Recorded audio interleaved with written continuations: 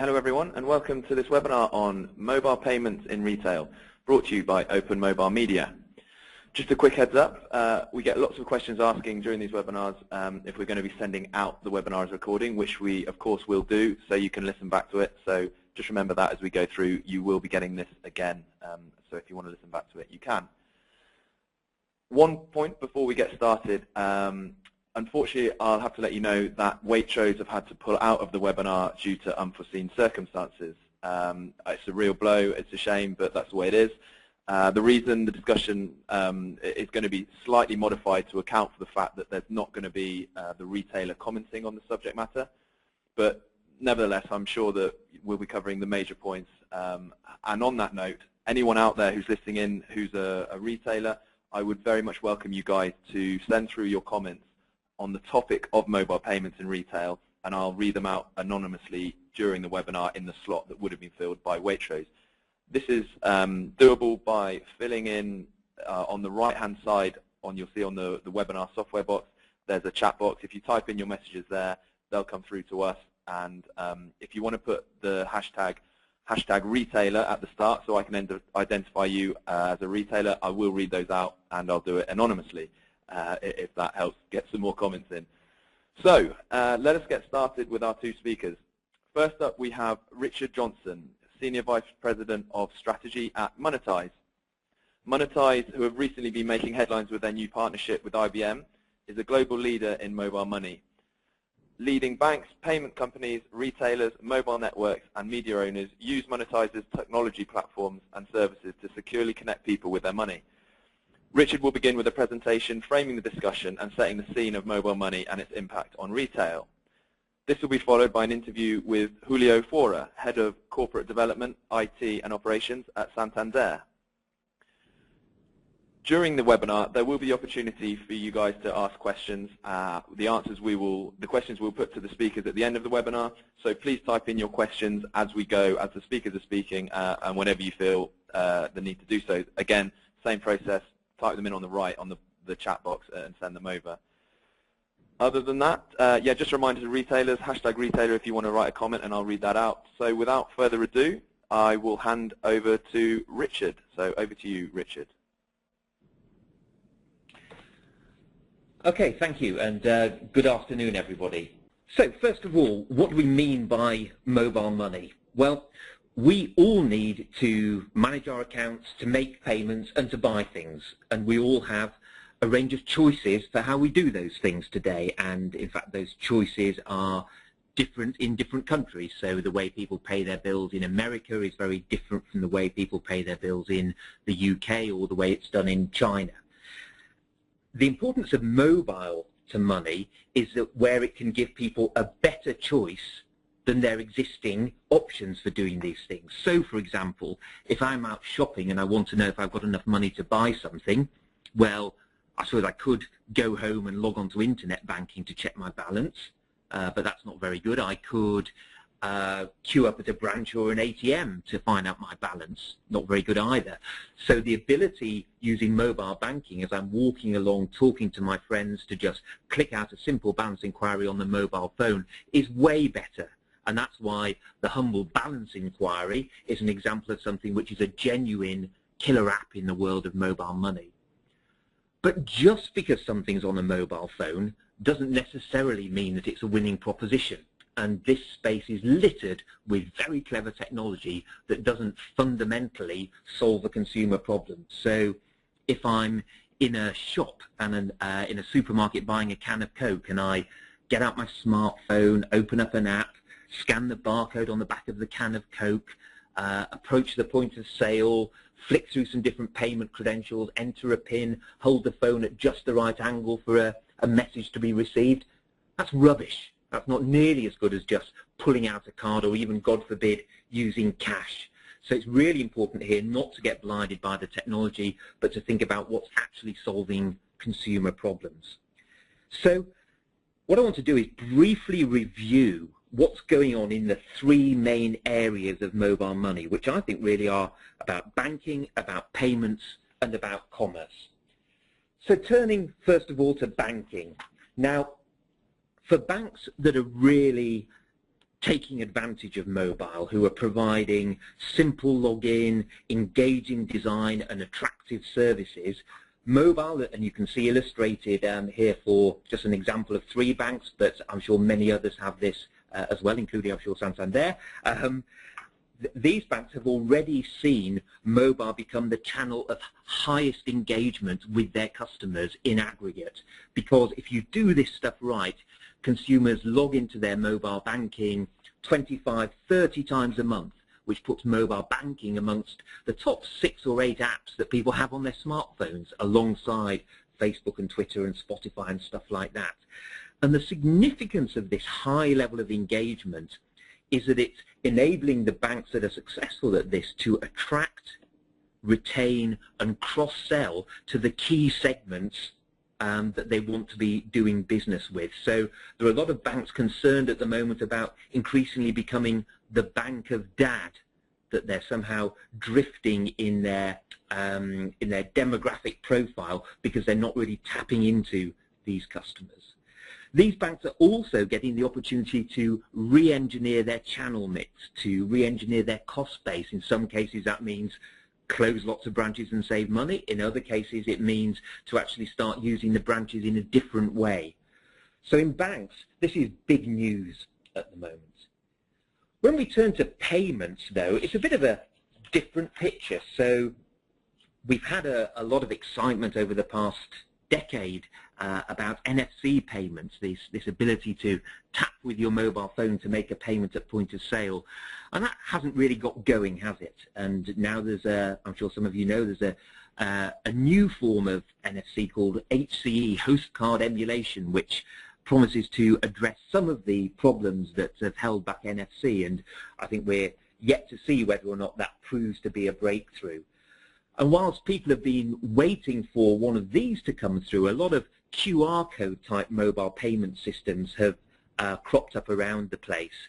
And I think it's probably fair to say that none of these QR code solutions has really yet made it as a mass market payment mechanism. And the other thing that's going on in payments is that whilst at the moment I've got a bank account and various plastic cards, to use them on mobile, it seems that I need a wallet. I need to register those account details with a wallet. But look at all these wallets. They're cropping up all over the place. Pretty much every country in Europe has 1 or 2 different forms of mobile wallet where I could register my various payment details in order to make payments to other people or to make payments to merchants, either online, but generally with a line of sight to doing it in-store as well. So does this really look like a sustainable future, having this proliferation of mobile wallets? I'm always reminded of the possibly apocryphal story about Star Trek, where in Star Trek you never see anybody making a payment for anything, and it's claimed that somebody asked the producer of Star Trek why this was, and he said, well, I just kind of assumed we'd have got that shit sorted out by now. So this is a million miles away from that Star Trek vision of invisible payments, isn't it? So a very fragmented scene at the moment, I think, on payments. And then if we come to commerce, I suppose the core subject of this webinar. So this is really the key point, isn't it, from HBR, that because of the ubiquity of the smartphone, the connected consumer, shopping's becoming an iterative rather than a serial process. Consumers no longer go shopping, they're always, in effect, shopping, because they're engaged pre-purchase, they're engaged post-purchase. And of course this connectivity creates the opportunity for new and in some cases disruptive propositions to emerge. So think about these businesses. I mean, how quickly we have developed new habits for the way that we listen to music, the way that we order taxis, the way that we find somewhere to stay. The power of the smartphone, consumers will move very quickly in their behavior to models that really do provide a better solution. And we see, for example, PayPal offering to help businesses tap into this opportunity, and we see Amazon recently, one of their innovations is this idea that you can snap a picture of any physical good and they will sort of recognize it and find it in their catalog for you. We've got the whole beacon movement and this idea that when you walk into a store, you're immediately connected. You're checking in rather than checking out at a retailer. So lots of innovation going on in this space. And I guess the question arises, are we potentially seeing the Amazonization of physical commerce? Not my expression, I can't claim credit for it, but I think it's a really interesting idea. So just imagine an app that people might have in future, let's call it a gaffer app, which has beautiful design, it's connected to the Internet of Things, so it's connected to my fridge, to my TV, to my car. It learns about me and my preferences in a smart way. It's got great tools to enable me to construct wish lists. It's got social network connections, so I know what all my friends are wanting and recommending. When there's something that I want, it finds the best price for me, and it also identifies somewhere conveniently for me to pick it up if I don't want to wait for a delivery. So in that sort of scenario, what's the role of a retail store? At best, they almost just become a collection point for the gaffer app, with no information being shared with them about the customer who's coming in and taking that good, with the margins being dictated by gaffer, because who could afford not to be in their network in this scenario? So there's a potential scary outcome here potentially for retailers, and what we've seen, of course, is a number of retailers not just sitting back and waiting for something like that to happen, but actually really embracing embracing mobile to enhance their consumer propositions. So you can see on this diagram on the left, a lot of the fast food, quick service restaurants have done particularly well, I think, in embracing mobile. So this idea that you can order ahead what it is you want to collect and then just turn up, and the customer experience extends well outside the store and is much enhanced. We see Neiman Marcus often held up as an example of a premium brand who've really done a lot to enhance the in-store experience via mobile and indeed tablet. And then in America, we've got this interesting development, MCX, the Merchant Customer Exchange, where a large number of, in some cases, competing merchants getting together to collaborate to try and provide an enhanced experience to their customers. So taking all that into account, what does that suggest that the development of mobile money means that retailers should be considering? And I think, first of all, it says mobile, of course, isn't just e-commerce on a small screen. It's far more important than that, and therefore the need to embrace mobile in a retailer's proposition is primary. Secondly, the role of the store needs to be seen in the context of an overarching digital strategy. The store is not a separate channel in this regard from the digital channel. The winning propositions will be ones that combine both the digital and the physical. And thirdly, I think there's a question about focusing on the right problems. So maybe all this attention about speeding up payments at the point of sale isn't the right problem, because is POS payment really broken? Maybe, you know, who actually needs the point of sale anyhow to some extent? If the purchase is going to be made from some sort of a smartphone app, maybe speeding up the point of sale is just missing the point about that. And maybe the real problems, the things to focus on, are questions of customer engagement and data ownership and commercial models. And that suggests to me that retailers certainly aren't going to be able to do all this themselves. They're going to need to collaborate, they're going to need to partner, but not just with anyone. I think there's very definitely a concept of a non-disruptive ecosystem that will, for example, between banks and retailers can work together for mutual advantage rather than people who might be there to eat the retailer's lunch. So that's some thoughts on what's going on in mobile money and the impact it's having, or some of the key considerations it raises for retailers. I should just take a quick opportunity to mention something about Monitise. So, as Justin mentioned, we're a leading mobile money technology company all around the world, and working to help a number of different businesses design, build, and operate very engaging mobile money services connecting this ecosystem. So that's what Monitise is all about. But with that, I should hand back to the chair to open up for discussion with Julio. Great, thank you very much, Richard. That's a very insightful look at mobile in retail and its impact on commerce at the moment. What I'll do, just a reminder to keep sending your questions in. We'll take them down and ask some of the ones at the end if we have time. Also, I forgot to mention at the start, but there will be a couple of poll questions after the next speaker where the audience can vote in and give their answers on the questions, and then we'll get the speakers to give their comments on what the polls say. So don't forget to stay around for that and to send in your questions. Right, now we're going to get a bank's perspective on mobile payments. This is going to come from Julio Fora, as I mentioned earlier, Head of IT and Ops at Santander. And I'm going to sort of ask Julio some of the questions and in a sort of interview Q&A style. So, right, we'll open up to Julio. Julio, hello. Hello. Hi. So, Julio, let's start off.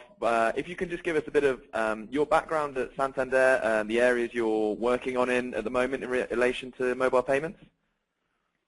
Sure. Well, what I do in Santander, we call it corporate development. We call it research and development and innovation as well. It's essentially corporate venture capital and new business incubation. Mostly what we do. It's a global mandate. I spend a lot of time actually in the UK, but it is a global mandate. So we're doing things in the US, in Spain, in Mexico, and all over Latin America, and of course in the UK, which is very intense. About mobile payments, probably the question is, what are we not doing? Like the rest of the banks and pretty much everyone, right? We're experimenting with wallets. We're doing a lot of NFC payments, both with contactless cards and phones, Android with host card emulation, everything. I think we've already announced the alliance with iZettle.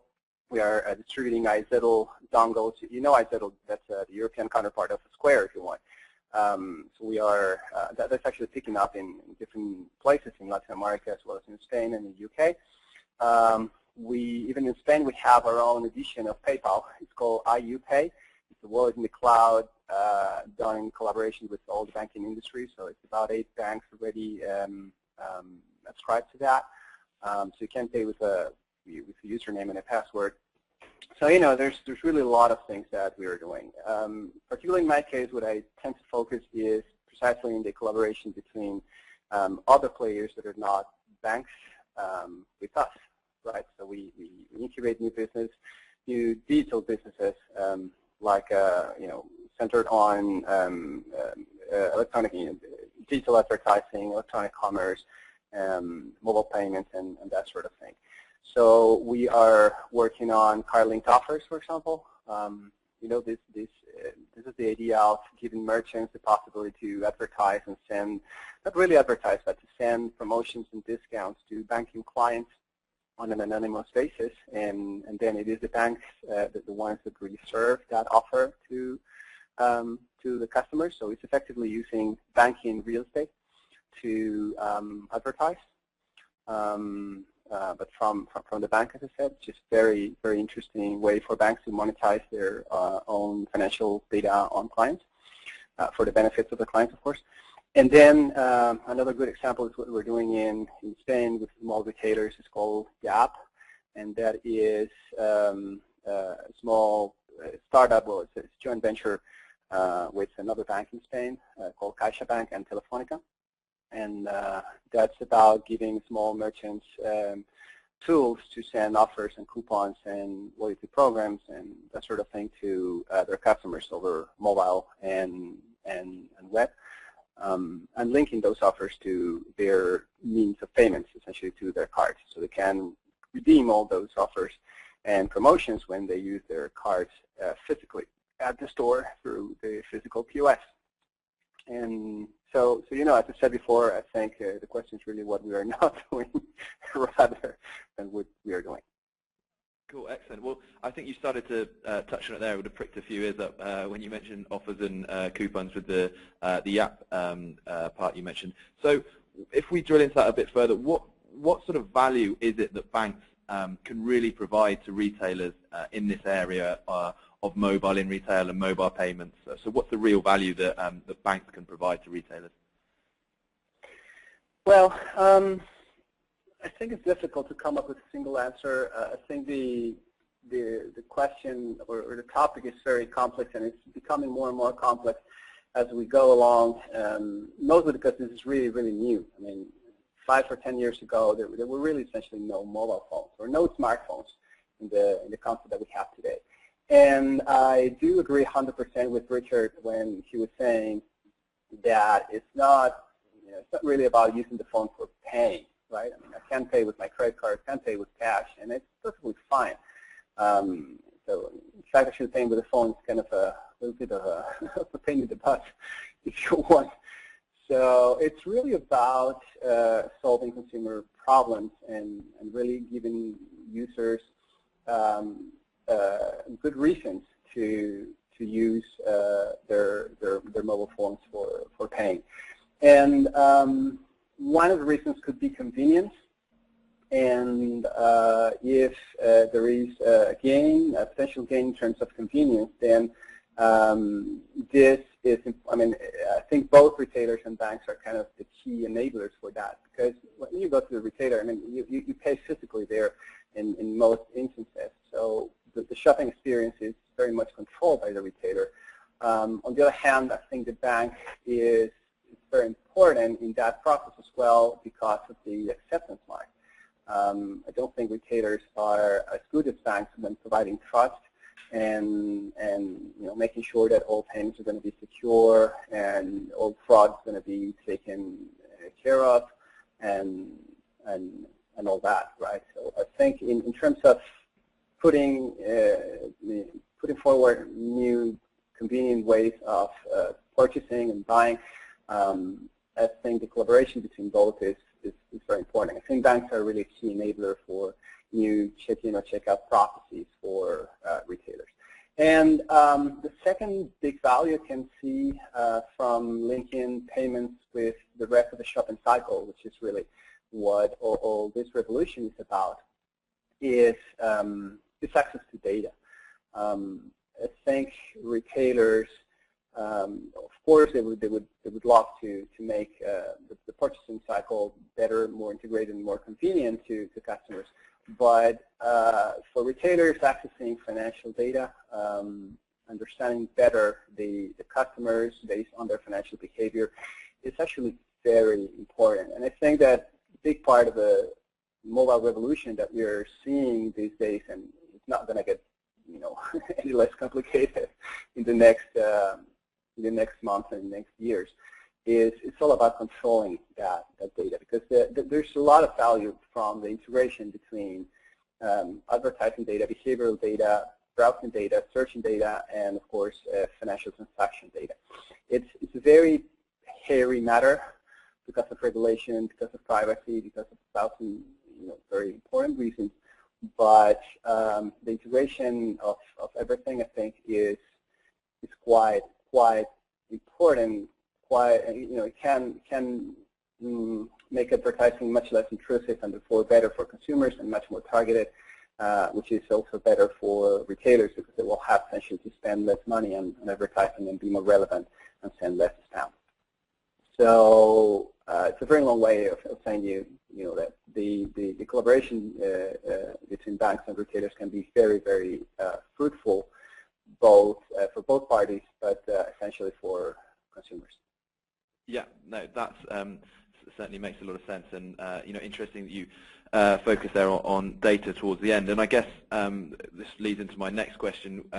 I know you're working quite closely with a lot of small to medium enterprises in your work, and do you think is this scalable to major high street retailers? The huge data analysis. I know they're already doing a lot of that anyway in other areas, but how do you see this being scalable from, let's say, the work you're doing with the SMEs to major high street retailers?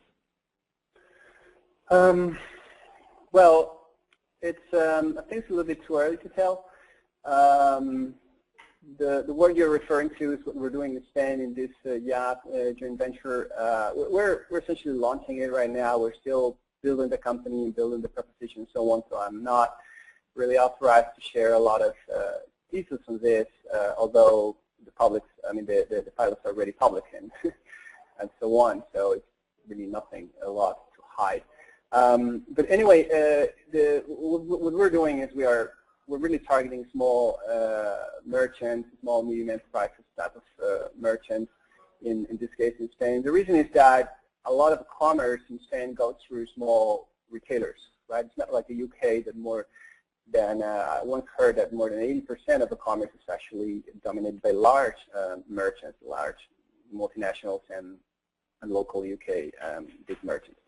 So in the case of Spain, it really makes sense to go for the small ones. And we made that decision because we wanted to be able to control the value proposition that we wanted to convey. I think if we went to the large merchants in the first place, we could have got critical mass very quickly, but most likely we would not have been as intellectually free as we wanted in order to put together our own value proposition, right? However, once this has been tested and once we see if this is successful or not, it's going very well, but it's early to tell because we've not done the national deployment. I think we will be in a better position to try to extrapolate. I think conceptually it can very easily be extrapolated. The value proposition is all about allowing customers to access promotions and discounts given by merchants, and the merchants give those promotions and discounts and so on to individual customers based on their behavior. So it's about building loyalty for the merchants. And we link those, the redemption of those promotions with cards. So essentially, as a consumer, you want to redeem that offer, that discount. You essentially have to do nothing. It's just to pay with your usual credit or debit card, which in a wallet in the cloud is associated to the offer, and that's essentially it. You just have to sign up, get your credit card or debit card details into the wallet, and that's essentially it. You go to the store, you pay with your card, and then the discount is automatically applied. So I think that concept of linking payments, redemption with loyalty and promotion is very valid, and I think it can be easily extrapolated to large merchants if we strike the right collaboration agreement. Okay, yeah, that's interesting here, and I think going on on the collaboration point, clearly a massive question, and we can get your side, the bank side of this right now, is where and how does this collaboration start between banks and retailers? What's going to kick it off, and how do we sort of take it to the next step? Yeah, that's very difficult to say, frankly. What I can say from our side is that we're very open to experimenting this kind of things. I think there's a question about critical mass. For example, when we focus on the small merchants, it's easy for us to put together the value proposition. There's no discussion that there's just one value proposition and small merchants will be just joining. When you go to large retailers, it's not exactly like that because we need to build a specific value proposition for each retailer. So it can be done retailer by retailer, like experiment by experiment, but I think the end game will be creating some sort of common platform that should not be dominated by a single bank or a single retailer. with a very clear rules of the game in terms of sharing the data and in terms of the payment process and the way the promotions, or I mean the loyalty aspects of all this are steered by the retailers. So it's difficult to say how to start. I think the best, I mean, what we'll be seeing in the next months or years are collaboration, I mean, two-way collaborations between a bank and a retailer. We are actually, I mean, of course, we're very open to, to trying these things. But I think in the end, most likely this will have to be like an open platform. Okay. Yeah, that's fair enough.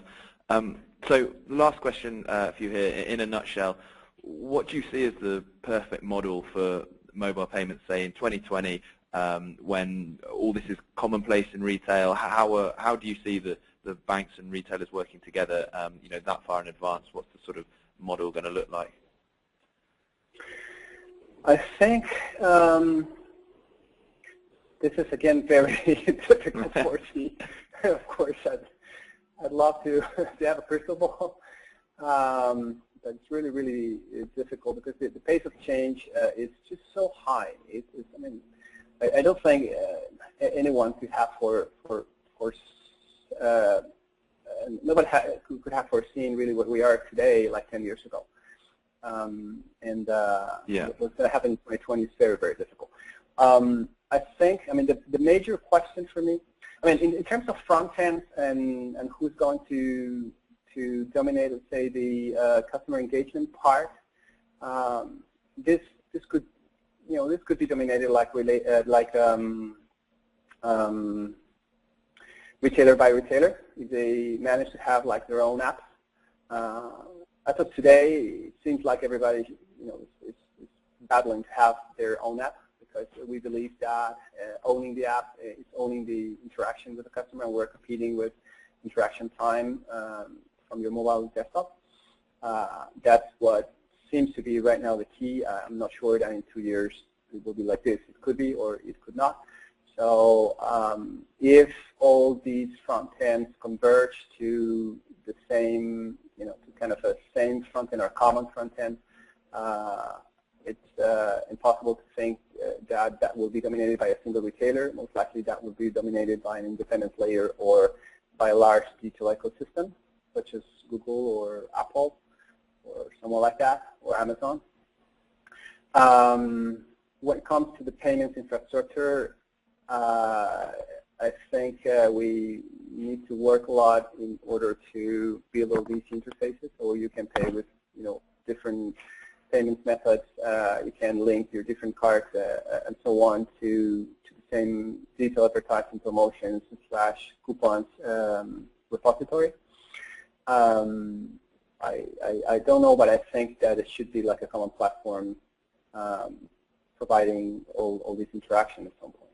And for me, the really more difficult question to answer is what's going to happen with data.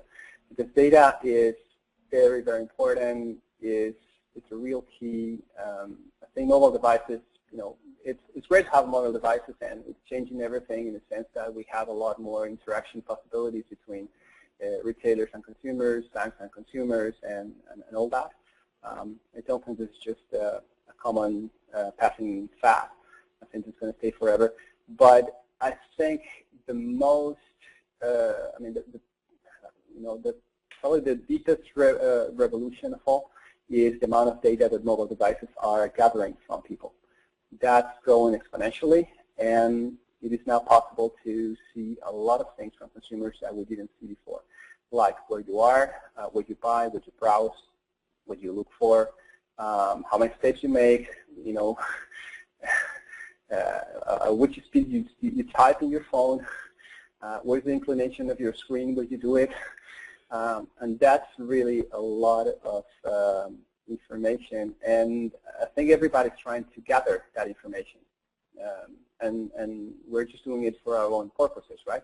So for example, as banks, we'd love to see all this information because we need to see if you are creditworthy, and also because we need to see if you are you, right? So for fraud management purposes, for education purposes, it's it's possible for us to take a look at your patterns, how you interact with your phone, and through biometric sampling, we can really see if you are you, right?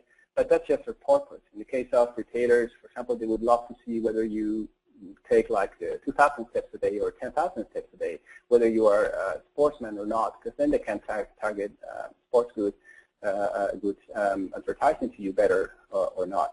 So in 2020, there may be like global centralized data authorities where all the players would be just transacting from the cloud on those data repositories. That's a possible outcome. It's very difficult to happen because everybody's, very paranoid about owning those data. But in fact, the real owner of those data is a customer. So, what we're seeing now, startups being launched about creating these central repositories of data.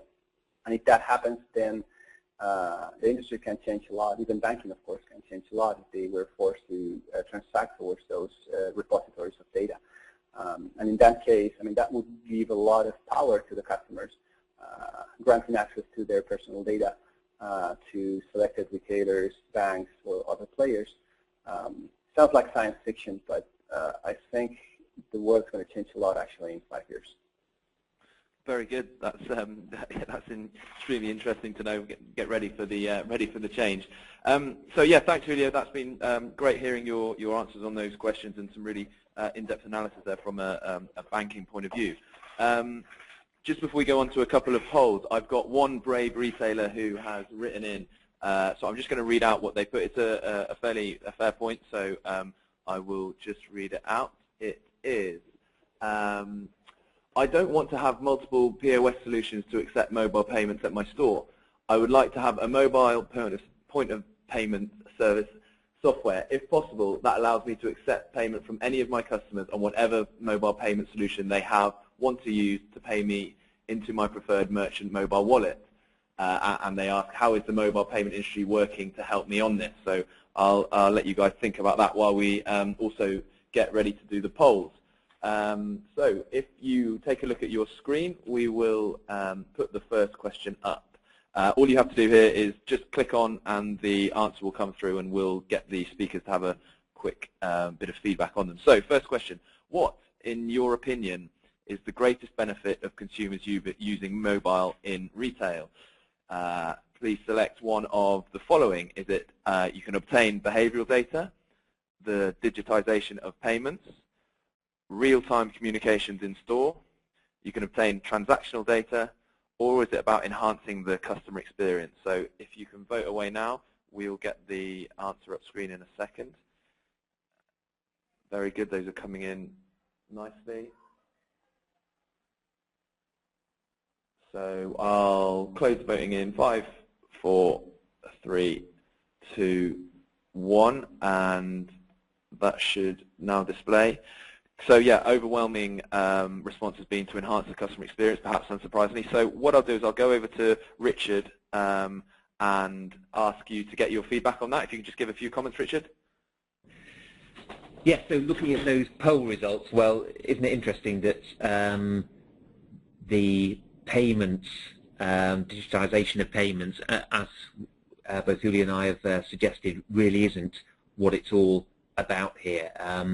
The battle that's going on for who is engaging with customers pre-purchase, post-purchase, during purchase, this enhancement of the customer experience, developing the relationship seamlessly between, in effect, between virtual and physical world. That I think that's absolutely right. May I also pick up on the question that you asked just before we did the poll? So the question from the retailer about handling all these different forms of payment. And I think what we do know is that the future can't involve the poor consumer coming into a store and not being sure is this one of the stores where I just leave my phone in my pocket and it's detected by a beacon and sort of my photo pops up for the cashier and they tap that, or is this one of the ones where I open my PayPal app, or is this where I tap my phone to go? It's inconceivable to me that there's going to be a mass market outcome which involves the all the different models that we see emerging today, and therefore I think we are in a bit of a transitional phase there, and I really feel for retailers who are trying to find a way to accommodate all these different models, because it's I don't think anybody can really glimpse what the outcome's going to be, and therefore which are the ones that you should be working to deal with. And I think the guidance both Julio and myself have given is that it's about collaborating, but with the non-disruptive ecosystem. So picking the people that you collaborate with, particularly with an eye to that data ownership, because the customer experience referred to here is ultimately all about data. But let me hand over to Julio. Yeah, well, Julio, go for it. Your comments on the polls to start with, if you want, and then we'll go on. I essentially agree with Richard. I think we really need to think about how to enhance the customer experience. I think that's really the key. I think that's probably, I think that's the key really for getting the greatest benefits to consumers, right? So probably, if the question is what is the greatest benefit to consumers versus what is the greatest benefit to retailers, then there may be a little differences. I think it's absolutely key to get a better customer experience, so the customers really get something out of all this. Again, my personal theory is that it's more convenience, better integration, so on, or better prices, access to promotions and discounts, and something in return for their loyalty. When it comes to what is the great benefits to retailers, of course, it's when they get a better customer experience, they will get more customers and therefore more business. But I would not understate the importance of the data that all these retailers are going to get, because it's actually very important. If you take a look at all the public statements by Google, for example, why they are into payments, they are just in payments for data. And actually, there's a piece of news in the Financial Times today explaining that Amazon just launched their own version of Square for iSettle. They're just going to start selling their own dongles to accept credit card payments for small merchants and or individual people. And they clearly say that, as a business, it's not going to be like a big business, but it's going to create a lot of data about transactions and behavior of people that it will factor in for doing better advertising. Yeah, very good. I think as well, it's fair to say with those the answers on that poll there that they all feed into each other anyway. In one way, more behavioural data and transactional data is going to enhance the customer experience in the end. So, yeah, that's a fair point, and the customer experience certainly is very important. So, on to the second question, which is just about to come up on screen. So a bit more payments and commerce related, but what do you consider to be the biggest challenges in rolling out mobile payments in retail? So if you just click on one of the answers below, which is a lack of collaboration in the industry, technology fragmentation, consumer adoption, management buy-in or understanding a clear return on investment, or there's no need to change anything at the moment, it's all working fine in the payment space. So yeah, if you can vote away, and we will have a look at the results in a second.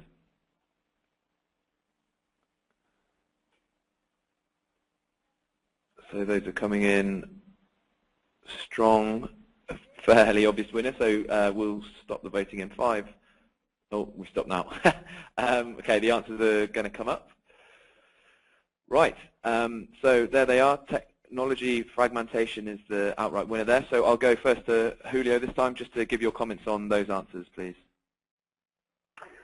Yeah, I'm sorry, I don't see the results in my screen. Do you not? That's fine. I'll tell you. So the results will come in as a lack of collaboration in the industry is 27%. The clear winner is technology fragmentation, 44%. Consumer adoption, 18%. Management buy-in is 8%, and no need to change anything is 3%. So technology fragmentation is considered the biggest challenge by our audience at the moment. So what are your views on that? Okay. Yeah, I don't think it is. I think it is surprising, and you know, I think there will be clearly need of collaboration in the industry in order to make this happen, particularly in order to solve the technology fragmentation problem. When it comes to technology fragmentation, I guess the audience is referring to, well, on one side is the fragmentation between operating systems like Android versus Apple. That's difficult to solve and difficult to foresee what's going to happen. But I guess it's mostly they're referring to the myriad of wallets and payment solutions, and as you said before, the very clever mobile payment solutions that we are seeing, and all of them have the same problem, and it's just creating critical mass. So in order to make it happen, I think there will be a need for collaboration in the industry to fix that, and that will drive consumer adoption. So I don't think this is surprising, and all I can say is that, you know, I think that large corporations are in general very open. I think we've understood that it's important to collaborate. It's really what we call co-opetition, right? It's collaborating to compete. That's the reason why, for example, we're doing this thing in Spain in collaboration with Telefónica and CaixaBank. I think that any big bank or any big retailer that wants to dominate the world, it's just impossible this time, right? So that's surprising. Cool, brilliant. Thanks for that. And Richard, just your thoughts on the answers, if you will.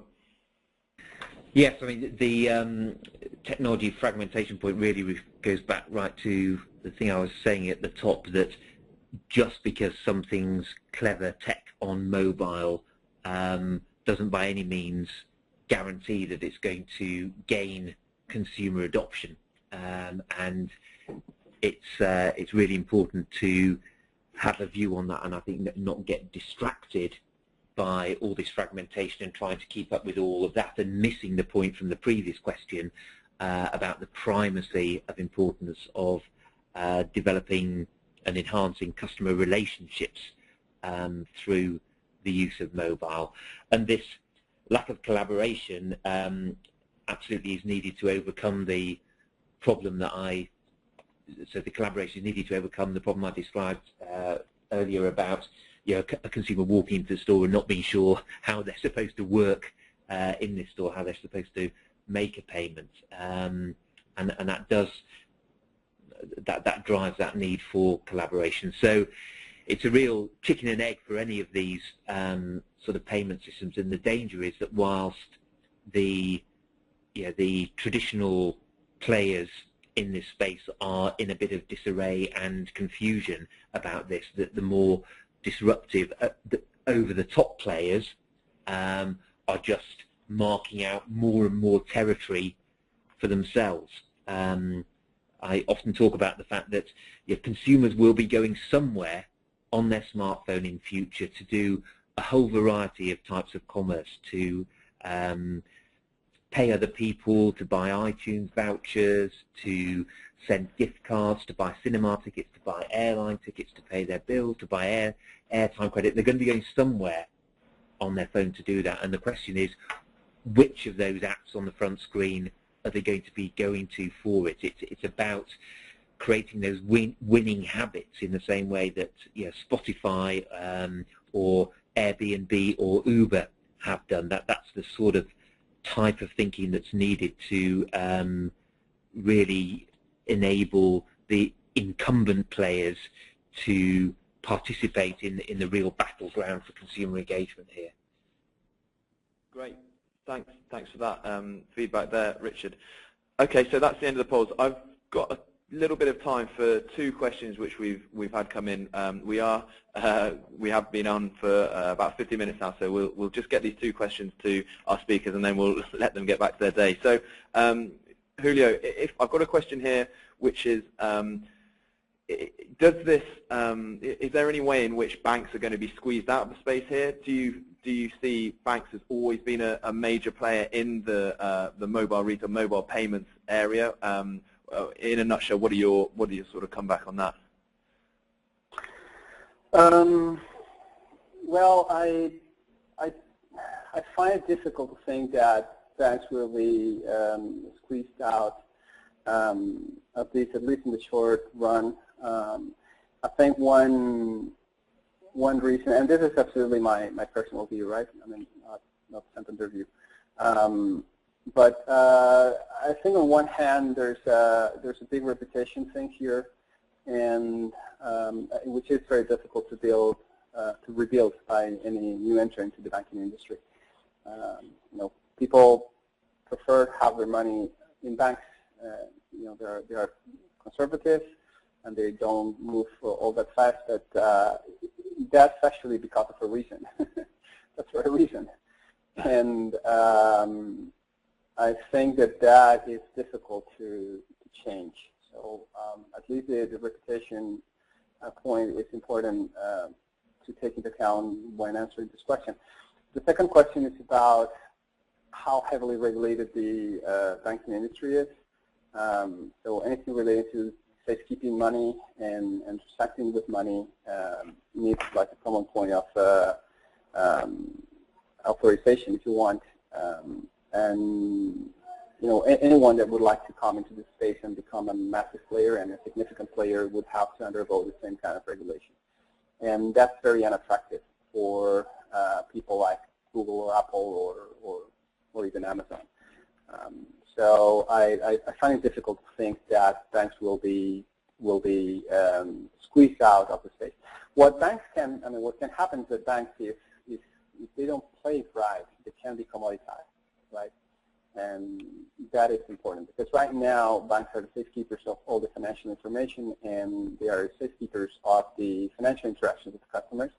And in a world where that barrier is transpassed, banks could be heavily commoditized if they're just plain repositories of money. So I think it's important for banks to understand this problem, to tackle this problem, and to find collaboration opportunities with the rest of the players if you want to stay and keep their competitive advantage and what they are as of today. Excellent. Yep, that's a fair point. And finally, Richard, there's a question here to you, which is, aside from the perspective of retailers, what is or what should be the incentive for the consumer to use mobile money?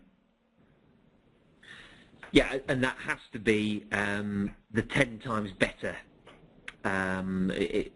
principle. So I think it's Drucker who said that mass market consumers will only change their behavior for something that's 10 times better. They're not going to change it for something that's nearly as good as PayPal or nearly as good as using their plastic cards. So ultimately the value equation for a consumer need of changing their behavior for a new type of payment has to, whether it's through convenience or security or added value through loyalty and offers, it's got to be something that is a compelling value equation, not just a marginal one. And of course it can even be a social thing, so it can be going with the crowd, that can equally figure. But the guiding principle in all this stuff has to be what are really propositions that give a 10 times better solution for consumers to that need to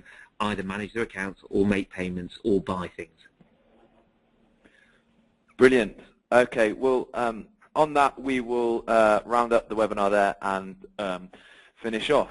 Just one comment which has come in from one of the retailers, which ended as a sort of last thought, and they said, whoever they are, there is a lack of collaboration, leaving lots of solutions and not a lot of standards yet. So there's something to think on as we sign off here, and we say thank you very much indeed to our two speakers, Julio from Santander and Richard from Monitise. Thank you so much, guys. It's been really insightful and interesting conversation. We will be sending the webinar out to all of the audience, so please keep an eye on your inbox, and hopefully we will be in touch soon. So thanks very much and have a great day. Bye-bye.